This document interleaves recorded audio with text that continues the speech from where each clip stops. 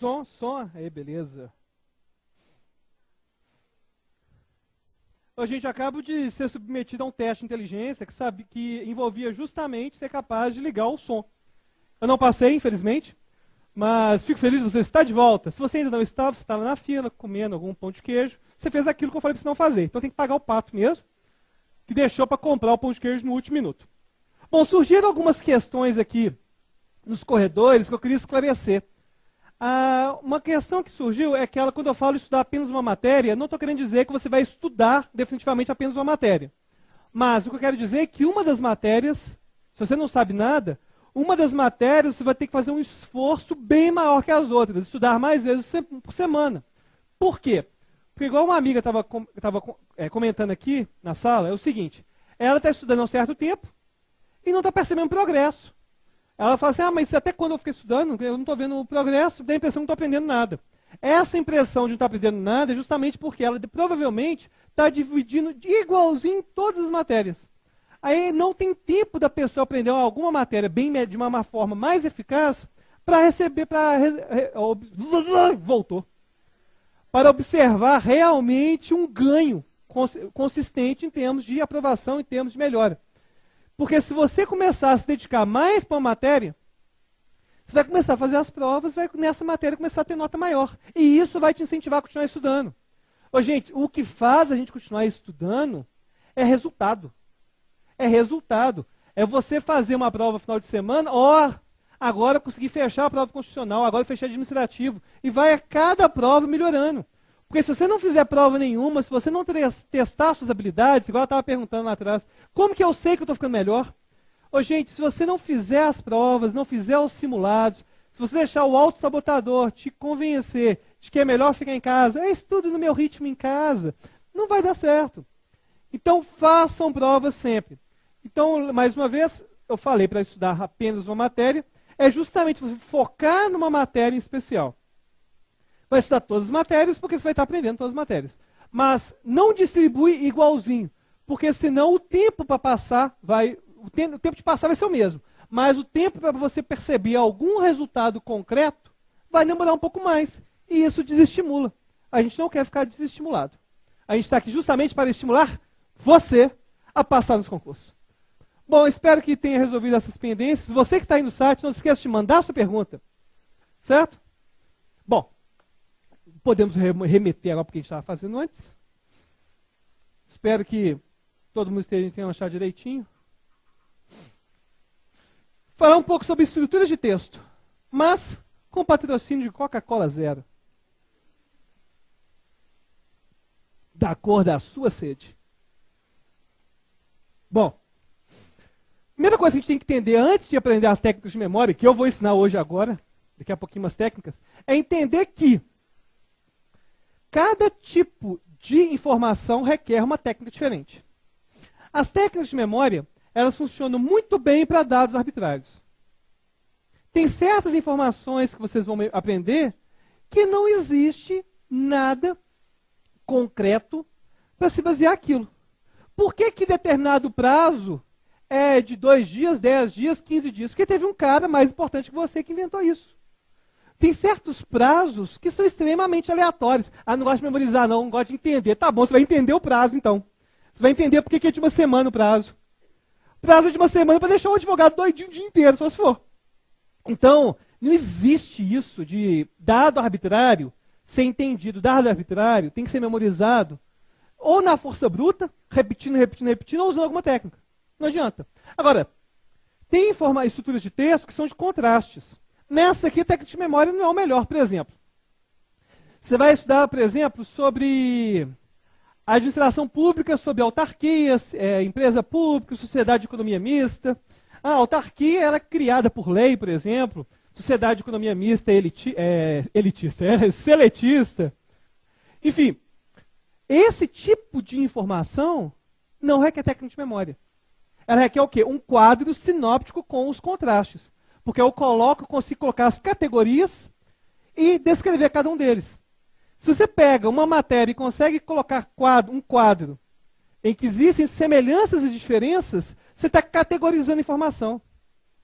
É muito mais fácil você entender que na autarquia é sistema jurídico único, e que a sociedade de economia mista, e que a empresa pública, estou arriscando hoje, e a empresa pública é seletista, por causa do quadro. Porque você começa a entender o motivo por trás daquilo. Ah, quanto que é estatutário, quando não é? Bom, já mostrei que eu sei todas as palavras, certo? Enfim, então, quando envolve contrastes, o ideal é fazer o quê? Um quadro sinóptico. Muitos professores já fazem isso direto, vocês com certeza. Quem aqui que é aluno do Pretório? Levanta a mão. Os alunos, a maioria é aluno. Os alunos com certeza receberam vários já quadros sinópticos de acordo. Por exemplo, uma coisa que sempre envolve quadro sinóptico é competência. Competência geralmente tem quadro. Às vezes você quer mostrar as diferenças de competência de acordo com o órgão, de acordo com a instância. O quadro sinóptico funciona muito bem. Existem também processos. Por exemplo, vai estudar às vezes um processo ou alguma questão que envolve processo civil, que envolve processo penal, enfim. Processos geralmente vão funcionar bem envolvendo a notação que chama mapa mental, que vai apresentar daqui a pouco. Informação abstrata. Vocês não trabalham com isso. O pessoal da matemática trabalha. Informação abstrata, a única forma de compreender é compreender os princípios por trás daquilo e fazer exercício. Agora, a questão abstrata, ela é um pouco mais cruel em relação aos exercícios. Por quê? Porque quando você estuda alguma matéria de humanas, apesar de existirem dados arbitrários, o motivo pelo qual aquilo existe está mais claro do que, às vezes, na matemática. Na matemática, a equação da circunferência, de onde que veio aquilo? Você não tem, às vezes, base nenhuma para saber de onde veio aquilo e tem que saber aquela forma, de qualquer jeito. Os conceitos também vão trabalhar com os mapas mentais. Os diversos tipos de conceito. O gradiente meta. O gradiente meta, ele envolve as recompensas.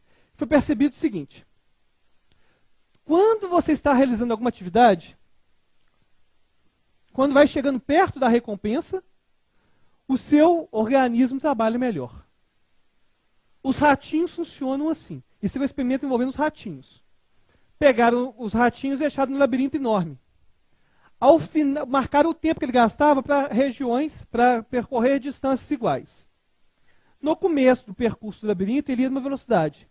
No final, ele andava bem mais rápido. Por quê? Porque no final tinha o queijo. Então, se vocês forem estudar, isso também funciona. Se vocês criam metas bem definidas de estudo, você vai estudar de uma forma bem melhor. Então, por exemplo, hoje eu vou estudar, sei lá, vou estudar hoje matemática, vou estudar potenciação. Isso não é uma meta boa de estudo. Porque matemática não, tá, gente? Não é uma meta boa de estudo porque ela não é bem definida. Agora, eu vou estudar tudo de potenciação e fazer os exercícios do 1 ao 20. Essa é uma meta boa de estudo. Vou estudar o artigo 5º do inciso tal e fazer todos os exercícios do número tal. Isso é uma meta boa de estudo.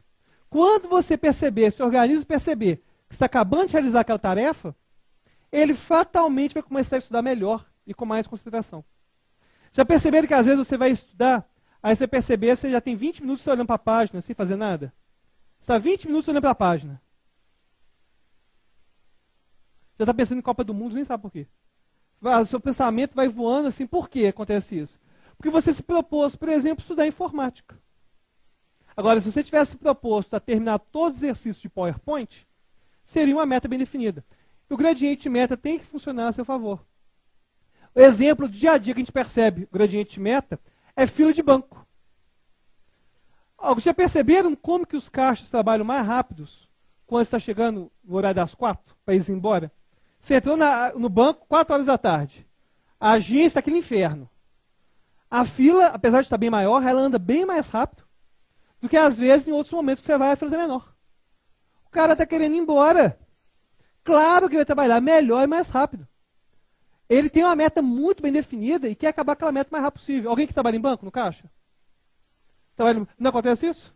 Acontece. E a pessoa não faz isso, não é por mal não, isso é do ser humano.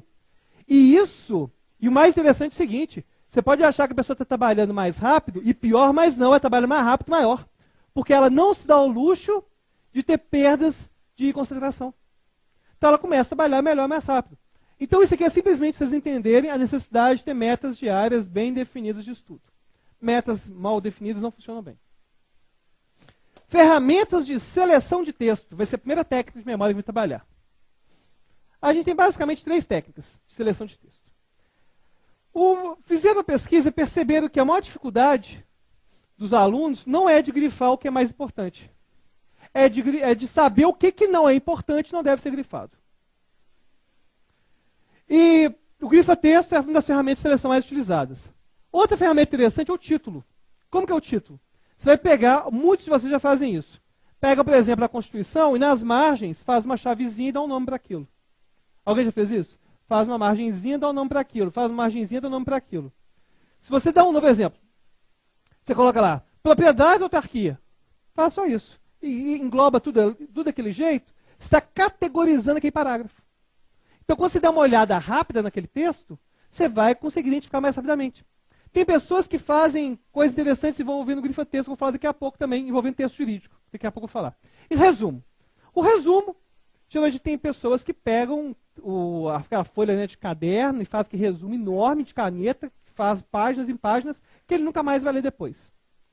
Funciona? Bom, no momento da confecção do resumo, funciona. Porque você está, no mínimo, lendo de uma forma mais atenta. Mas não vai ser a melhor forma de anotação. Porque a forma de anotação ideal é aquela que a gente consegue justamente fazer o quê? Consegue organizar o pensamento e conseguir fazer revisão usando a anotação. Se você não consegue rever fazendo anotação, não funciona muito. Bom, esse é o grifa-texto sendo utilizado.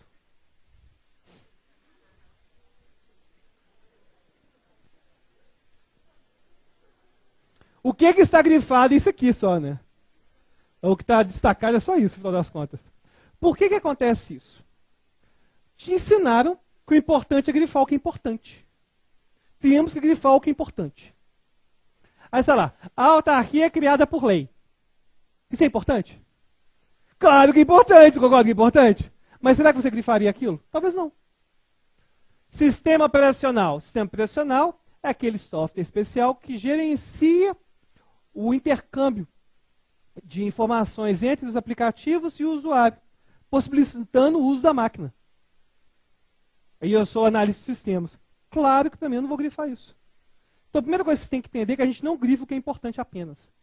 Porque se fosse isso, a Constituição podia rasgar um monte de página. Não é? Porque vai ter página que não é importante, então não precisa grifar. Não é isso, não. A gente grifa aquilo que que é importante e que, se não tiver destacado, eu vou esquecer. No direito, tem pessoas que eu já vi fazer uma coisa extremamente interessante, que é criar uma legenda para o grifo, que é uma forma de categorização. Tudo aquilo que é prazo, grifa de vermelho, por exemplo. Alguém que faz isso? Eu sabia que é bastante difundido desse lado direito. Do lado esquerdo não muito. Mas funciona muito bem você pegar e criar uma legenda para o grifo. Porque ainda que você grife muita coisa, não está mais desse jeito. Você consegue identificar cada tipo de grifo, cada tipo de situação de uma forma completamente diferente. Então, o grifa-texto. Agora, por que acontece isso? Tem motivos. A gente nunca pode grifar mais de 10% do texto. Grifar mais de 10% do texto está fadado a estar grifando tudo. Você vai apenas grifar aquilo que você deseja memorizar e que você não vai conseguir se lembrar depois se não tiver grifado. Agora, é interessante. Quando você... Quem aqui que não é do direito está estudando direito? Levanta a mão. Estudando alguma coisa de direito. Vocês não são do direito. Estão estudando direito. Ô, gente, quando você não tem muita familiaridade com o tema, você tem a impressão que tudo é importante, que tudo tem que ser grifado. Se você não é da área jurídica, você está lendo aquilo, você acha que tem que grifar tudo, porque você não vai lembrar de nada daquilo. Nesse caso, o grifa-texto não simplesmente não é a ferramenta adequada. O grifa-texto a gente utiliza para matéria que você já sabe de conhecimento bem razoável. Vamos supor que estava estudando mandado de segurança, só esqueceu o prazo. Vai lá e grifa o prazo. Pronto, resolveu. Agora, se for que ter que grifar tudo que fala de mandado de segurança, o grifo perdeu o seu sentido. Nesse caso, é melhor usar títulos. Correto? A cola perfeita. Deixar claro que eu não sou a favor de colas. Quem aqui já colou? Levanta a mão. Você no site, até nossos queridos aqui estão levantando a mão. A questão de colar é interessante, negócio de colar. Eu nunca tive habilidade de colar. Eu nem colava, nem era uma questão moral. Eu já tive uma tentativa frustrada de colar na segunda série. Eu queria lembrar, uma das capitais da América Latina, e aí eu recebi o papelzinho, né? Capital do Chile. Meu Deus, esse papelzinho tem a resposta que eu preciso. E o engraçado é que o papelzinho tinha 1 centímetro por 1 centímetro, mas para mim parecia que tinha 10 metros por 15. Aí eu tentava, eu comecei a suar, e a professora olhando para mim, Alberto, tá tudo bem? Tá ótimo, não precisa vir aqui não. Aí eu fui suando, querendo um mal-estar incrível, eu peguei papelzinho, o que eu vou fazer com isso? E parece tão simples abrir um papel, é tão simples. Aí eu pensei assim, vou abrir, aí o papel caiu no chão. Primeiro, agora eu tô perdido. Aí eu tive que jogar a borracha, né? Porque eu tenho uma desculpa para descer, para pegar a borracha e pegar o papel. Aí eu joguei a borracha saiu correndo e tal, fui lá para perto da professora. Enfim, foi bastante frustrada essa minha tentativa de colar. Agora, o que eu acho interessante de colar? É o seguinte, na época do colégio, já com os 14 anos, já tinha certeza que eu nunca ia ser capaz de colar na vida, já tinha assimilado bem isso. Eu cheguei para um amigo meu, a gente tinha prova na sexta. Eu falei, na segunda, vamos no shopping jogar fliperama. Porque na minha época, pelo menos, o único passeio que tinha era esse. Ir no shopping jogar fliperama. Aí, então vão lá e tal, vão. Aí eu cheguei na casa e vão lá? Ah, não posso não. A gente tem prova sexta. Eu falei assim, você vai estudar? Que estudar? Eu vou fazer minha cola. Eu falei, peraí, não tô te entendendo não. Você vai fazer cola? É, eu preciso. Mas você faz a cola um dia antes, não? Não, eu preciso da segunda, da terça, da quarta, da quinta pra fazer minha cola. E na sexta, geralmente, até o horário da aula, eu vou fazer minha cola também. Como que essa cola é sua? Olha, eu tenho que ler o assunto várias vezes. Aí eu leio. Aí eu pego as palavras que eu não consigo lembrar, anoto no papel. Aí eu pego aquele papel, leio, vou tirando as palavras que eu consigo, vou lendo. O nome técnico para isso é estudar. O nome técnico para essa cola sua. Que estudar o quê? Eu sou malandro estudo não, eu faço cola. Tá bom. Então, o interessante é o seguinte, depois que ele fez a cola, levou um papelzinho desse tamanhozinho. Claro, ele estudou a semana toda. Papelzinho desse tamanho. Acredita que eu não precisei usar cola? É mesmo? Então, para estudar para a matéria de 8ª série, que envolvia apenas 3 páginas, e você estudou 5 dias seguidos, então você não precisou usar cola, que coisas mesmo, né? Incrível. Bom, o que eu acho interessante da cola? A cola, você consegue, às vezes, numa cola, condensar tudo aquilo que você não sabe. O cara faz a cola e consegue, num papelzinho desse tamanho, colocar toda a informação que ele precisava naquele momento. Você sabe, tem escolas norte-americanas que permitem cola. Eles permitem que você pegue um papelzinho de determinado que eles fornecem e que pode ser utilizado de manuscrito, que você quiser, manuscrito seu, você pode colocar lá. Então, a grande questão que eu estou falando da cola é o seguinte. A primeira técnica que a gente vai aprender são mapas mentais. São técnicas de anotação que envolvem sinais visuais. E ela é baseada em palavras-chave. E todo mundo me pergunta, mas como que eu vou saber a palavra-chave? Como que eu vou saber a palavra-chave? Imagina que você está fazendo uma cola.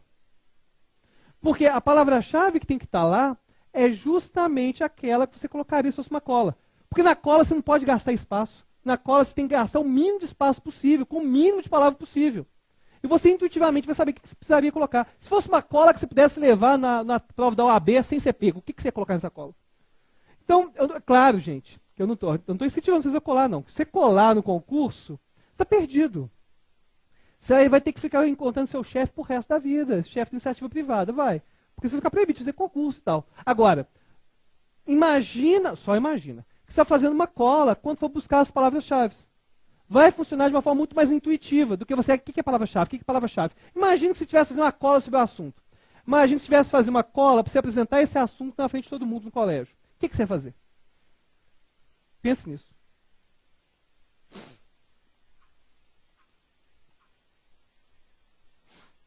Bom, eu vou falar algumas técnicas que a gente pode utilizar para memorizar. A primeira técnica é a força bruta. Essas são as técnicas que a gente vai apresentar hoje. O que é a técnica da força bruta? É você repetir exaustivamente. É a técnica que a maioria de vocês usa. Maneiras de otimizar essa técnica. É você utilizar uma técnica que eu chamo de tampar e olhar, tampar e olhar, tampar e olhar. Então você lê a primeira linha, tampa, tenta repetir sem olhar. Depois você olha de novo, lê a primeira e a segunda. Tampa e repete a primeira e a segunda sem olhar. Quem já faz isso? Levanta a mão. A técnica é extremamente difundida. As pessoas têm hábito de fazer isso. Então, aí depois a próxima. Aí eu vou tampando e olhando. Uma hora você vai conseguir saber tudo.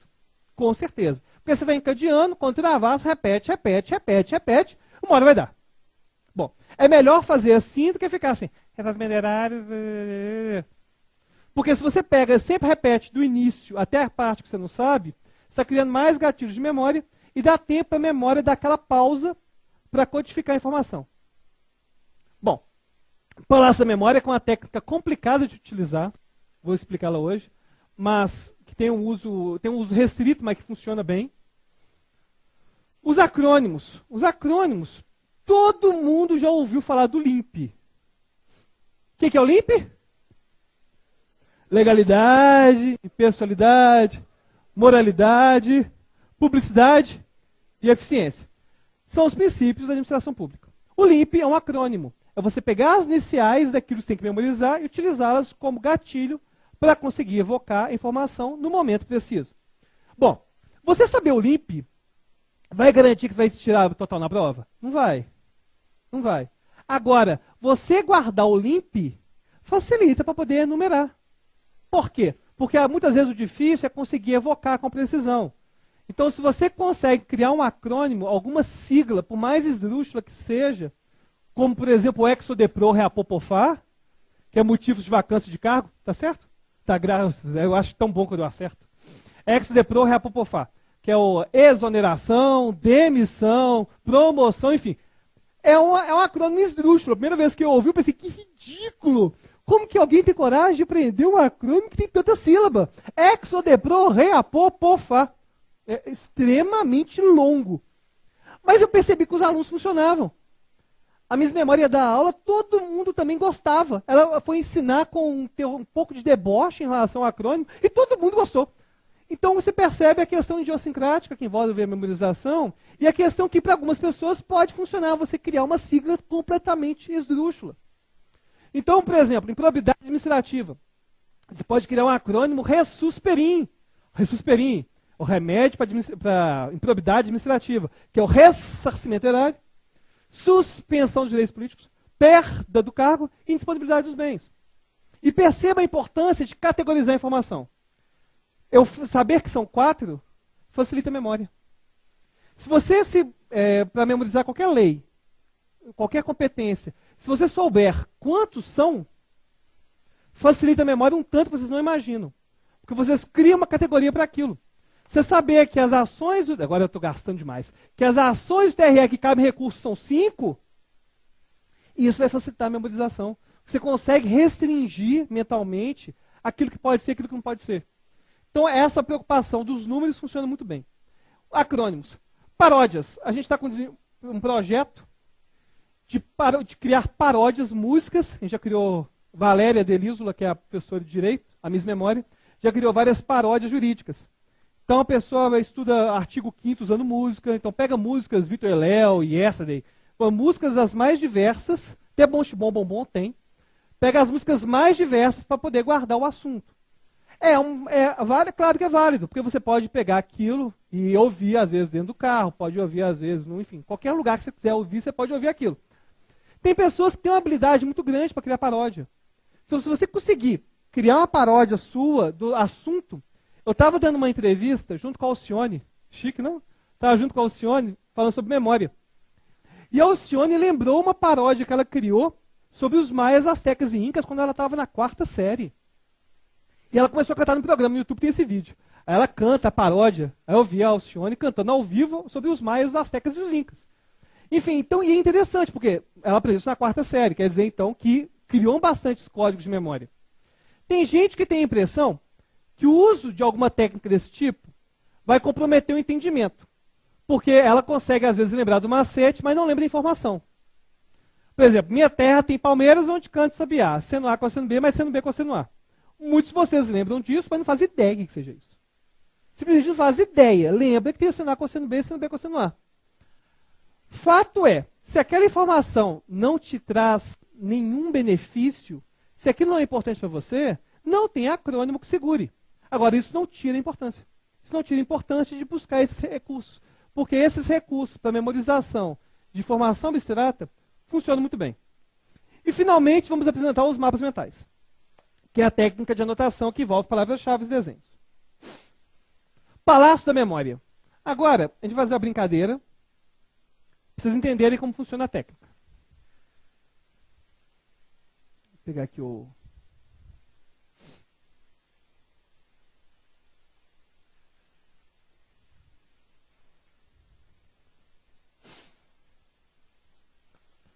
A gente vai memorizar 7 objetos agora.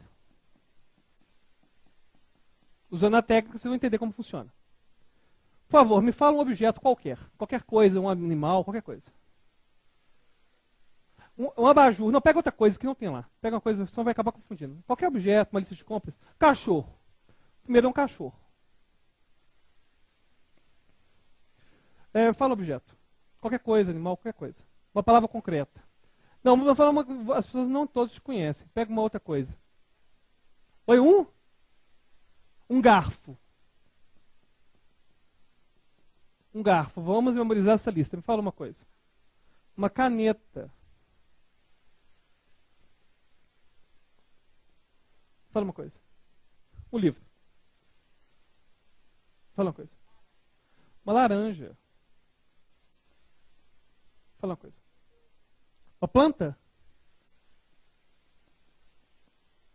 E você fala uma coisa. Uma moeda. Bom, agora eu queria que focalizasse aqui no Palácio da Memória. Nós não vamos precisar dessa lista. Pode focalizar só aqui, por favor.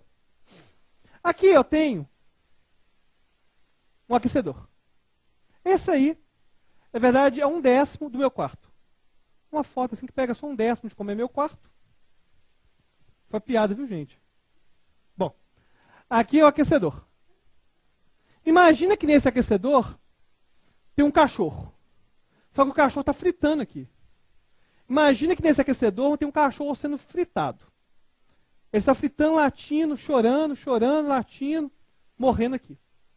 Bom, aqui em cima tem velas. Vamos imaginar que nessas velas, que eu peguei e estou fincando um garfo para comer as velas. Está comendo essas velas com fogo mesmo. Certo? Um terceiro aqui tem um perfume. No perfume, você vai imaginar uma caneta. Imagina que você pegou várias canetas e começou a colocar dentro do vidro do perfume. E o perfume está vazando no quarto todo. Feche os olhos se você quiser para facilitar a imaginação. Bom, primeiro aqui tinha um. E aqui? Garfo. E aqui? Caneta. Bom, agora no nosso quarto objeto é um livro. Imagina que você pegou o livro daquela matéria que você mais detesta. Pode ser administrativo, comercial, constitucional. Aquilo que você mais odeia, um livro bem grosso, e tacou no vidro. Com toda a sua raiva. Jogou o livro em cima do espelho. Bom, agora uma laranja. Você imaginar que tem uma laranja, mas é uma laranja viva. É como se fosse uma pessoa, mas é uma laranja. Uma laranja com bracinhos e perninhas. E essa laranja está pulando aqui, ó, esse puff. Laranja pula no puff, está se divertindo até. Ela está pulando, até que ela pula e ela se parte lá em cima do teto. Bom, primeiro eu tinha um. O pessoal do SAT repete junto com os coleguinhas, hein? Aqui eu tinha um cachorro.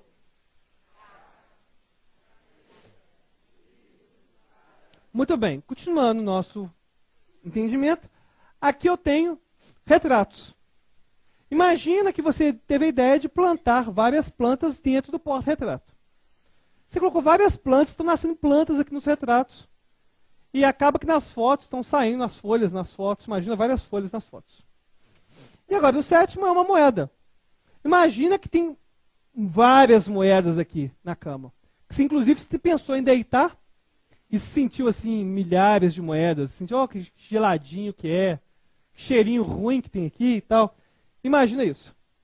O primeiro objeto é um.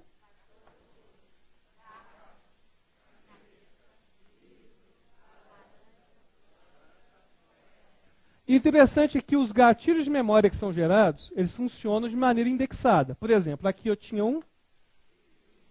E aqui? E aqui? E aqui um. Todos guardamos objetos. Por que essa técnica funciona? Ela funciona porque a gente previamente estabelece quais vão ser os gatilhos. Então é uma forma de eu forçar minha memória a ter os gatilhos pré-estabelecidos. Como que você pode usar no dia a dia? Você pega um caminho dentro da sua casa, por exemplo.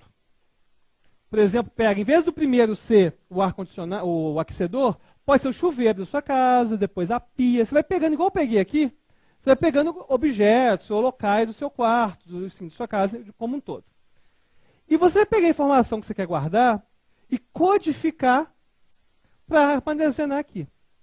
Vamos supor, ressarcimento do erário. Eu podia imaginar que estava um monte de dinheiro sendo queimado aqui. Suspensão dos direitos políticos. Eu podia imaginar o Sarney fazendo alterofilismo aqui em cima. Perda do cargo. Eu podia imaginar que aqui entrou um caminhão com os perfumes, pegando perfume e perdendo a carga. Enfim. É complicado de fazer? É complicado. Mas se você utilizar para questões extremamente específicas, funciona bem. Por exemplo, propriedades que são apenas 5, são apenas 6, você não consegue guardar. Competências funcionam muito bem. Agora, envolve um processo de codificação. Porque eu tenho que pegar aquela informação, criar algum gatilho visual para poder interagir com o palácio da memória. Lembre-se, quando a gente fala de técnica de memória, toda técnica envolve um preço. É essa técnica que eu que eu uso para guardar, por exemplo, uma revista inteira. Alguém já viu fazendo isso na televisão? Pegava uma revista, por exemplo, a revista... O Luciano Huck me dava a revista Quem, que tinha saído no dia. Aí em 4, 5 horas eu lia a revista. Aí perguntava a página, eu falava o que tinha escrito na página. Falava as fotos, a roupa das pessoas. Tem isso no YouTube. Inclusive as pessoas falaram assim no YouTube, assim, ele tem um ponto, não é possível, é uma fraude, não sei o quê. Não é. Eu simplesmente tenho mais de 15 mil locais, como esses. Então eu vou codificando informação e vou colocando assim. Agora, dá trabalho? Dá. Tem curso de memorização que fala o seguinte: memorize em segundos aquilo que você gasta em horas, não sei o quê, não sei o quê. Não existe isso, porque mesmo que você use uma técnica avançada como essa, você vai gastar um tempão. Vai gastar um tempão. Então cabe a você sempre olhar se o preço vale a pena. O preço dessa técnica vale a pena? Hoje vai aprender o preço de várias técnicas. Essa é uma técnica que tem um preço alto. Porque envolve dedicação, envolve você ter os locais, envolve você ficar repassando os locais, saber quais locais você utilizou. Agora, depois que já guardou, fica muito fácil. Porque aqui todo mundo sabe que tem uma laranja. Todo mundo sabe que aqui no puff tem uma laranja. E todo mundo sabe que aqui eu tenho uma planta. Então, se você conseguir criar essa codificação, vai funcionar de maneira muito fácil.